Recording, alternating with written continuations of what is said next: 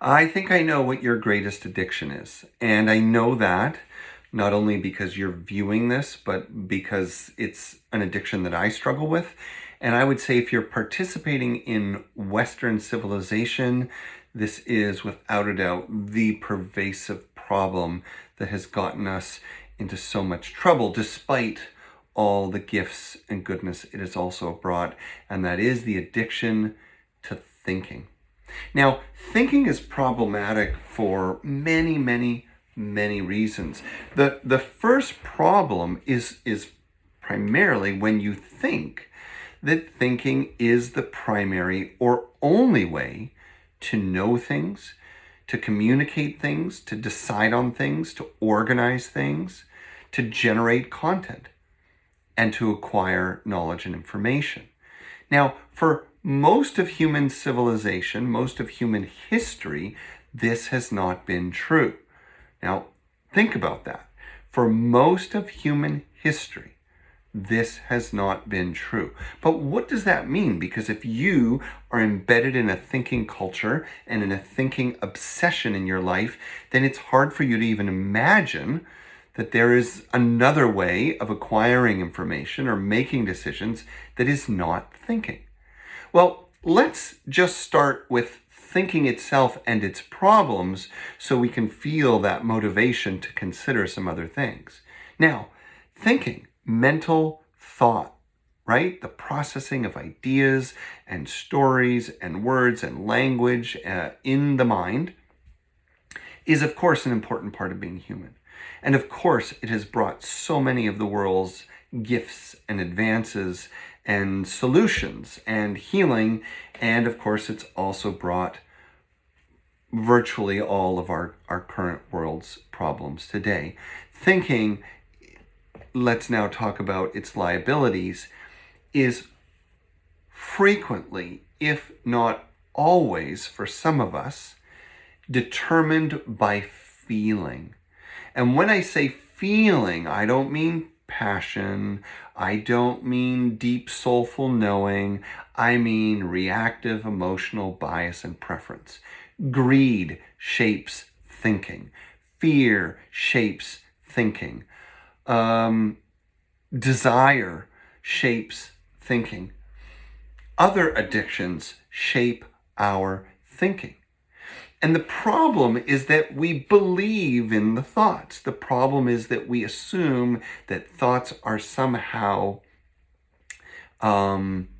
foolproof, when, if anything, they are fraught, that is, filled with all kinds of complexities and limits and filters.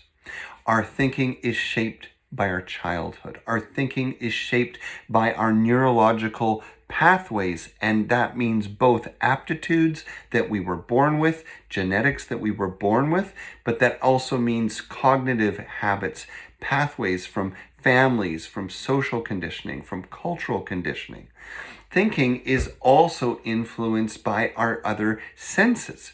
What we see, what we smell, what we hear, whether we see as many things in a moment consciously as others do, whether we hear as many things in a moment consciously as others do.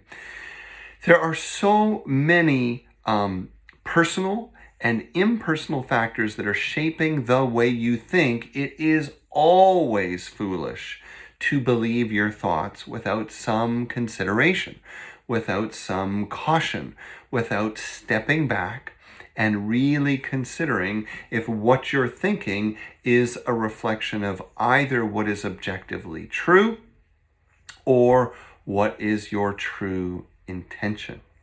Now let's start moving beyond thinking, now that we can at least assume that all thinking is somewhat clouded and filtered, even the most rational and scientific. We have seen science and simple, pure facts used through thinking bias to favor certain outcomes, to favor certain applications, and for that matter, to favor whether we're investing further in that research or not. So we're clear. Thinking is important, but thinking is fallible, thinking is limited, thinking is clumsy. And too often we are addicted to thinking in the sense that we think that thinking more about thinking is going to help us resolve our thinking, and that is a little fucked up. Now let's look back in time. Around the world, we have seen, and still to this day for many non-Western cultures, there are many modes of knowing that are not based in intellectual thought. There is the world of embodied knowing and embodied learning. In fact, most cultures in the world, including what became Western cultures, were all rooted in oral traditions and embodied learning. Now, oral tradition might sound like thinking, but oral traditions invite a greater human interface with information because there are poetics, there are analogies, there are metaphors, and there is the act of listening, which includes tone and energy and cadence. All these shape the transmission of the information.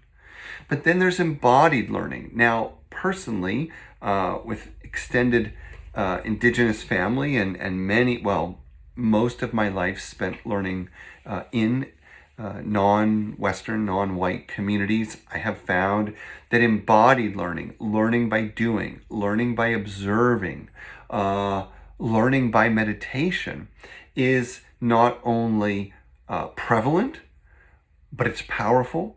And I have found it to be equally as effective as anything I've learned on the way to a PhD, in books, online, or in libraries. The universe itself is a living reservoir of knowledge and information, and the Indigenous world and many, many Eastern traditions have long, long taught us this.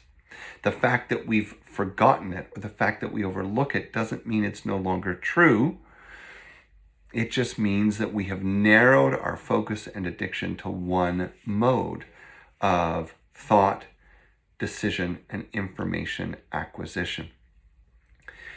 As we start to learn the power of being in the body, being in the present moment, learning how to meditate and listen, to be in the contemplative mind, then you will quickly discover that not only are there other ways of knowing and other ways of coming to decisions without any thought at all, but we find a kind of power and clarity and authenticity innate to that style of learning, to that style of decision making. And the reality is, if you consider some of the biggest challenges in your life or even on our planet, I think you'll know quickly and intuitively if you just take a moment right now to sense or feel how decisions might be different if we didn't just go by thought, by numbers, by ambition, by greed. What if listening were a part of learning, a part of decision making? If you were to clear cut a forest because it's easy to do and the numbers make sense and we have the resources to cut it and here's what we're going to make from it, but you also take time to be with the forest, to sit in the forest, to learn about the forest, to observe the forest, to actually listen to the forest itself, would you still cut the forest down? Would you still cut in the same way? Or might you learn something different? And the same is true in your relationships. We're so quick and busy to want to justify the thinking we have about what others should do and how they should do it, even though it's completely informed by our own vulnerabilities and fears and reactivity. And then we project it as sense and rationale and intellect. What if instead we listened, not only to what the others are really feeling and trying to say in that situation, but what if we listened to the feeling behind our thoughts? Why are we so angry about it? And why are we so angry about that? And why are we so angry about that? When we learn to move deeper than thought, we come into a more complete and whole relationship with ourselves and our world.